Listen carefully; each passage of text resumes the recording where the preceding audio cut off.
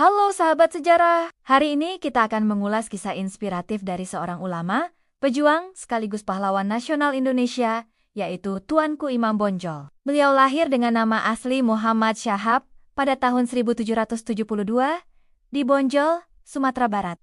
Sejak kecil, ia tumbuh dalam lingkungan yang religius, rajin belajar agama, dan sangat peduli terhadap keadaan masyarakat. Karena kepandaiannya dalam ilmu agama, beliau kemudian dikenal sebagai Tuanku Imam Bonjol. Sahabat, pada masa itu, masyarakat Minangkabau menghadapi masalah besar.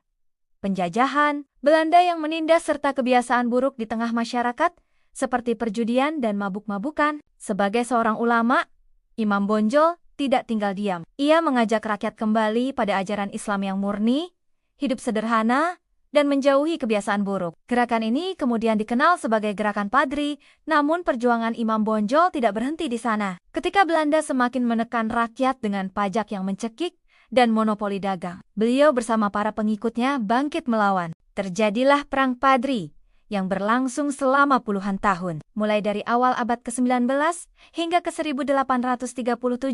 Dalam perjuangan itu, Tuanku Imam Bonjol bukan hanya seorang ulama, tetapi juga pemimpin perang yang cerdas dan penuh keberanian. Ia mengajarkan rakyat untuk pantang menyerah, meski melawan penjajah yang jauh lebih kuat. Akhirnya, setelah bertahun-tahun bertempur, pada tahun 1837, Belanda berhasil menangkap Tuanku Imam Bonjol dengan tipu daya. Beliau diasingkan ke berbagai tempat, hingga akhirnya wafat di Minahasa, Sulawesi Utara, pada tahun ke-1864, meski tubuhnya jauh dari kampung halaman. Semangat dan perjuangan beliau tetap hidup dalam hati bangsa Indonesia. Imam Bonjol mengajarkan bahwa iman harus diperjuangkan, keadilan harus ditegakkan, dan penjajahan harus dilawan. Sahabat, dari kisah ini kita bisa belajar bahwa sejatinya seorang pemimpin adalah mereka yang berani membela kebenaran, menjaga moral masyarakat, dan berjuang tanpa pamrih untuk bangsanya. Mari kita teladani semangat Tuanku Imam Bonjol,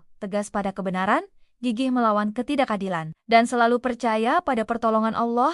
Jika sahabat merasa kisah ini bermanfaat dan menginspirasi, jangan lupa untuk like, subscribe, dan share, agar semangat perjuangan Tuanku Imam Bonjol terus hidup di hati kita semua. Sampai jumpa di kisah inspiratif pahlawan berikutnya. Merdeka!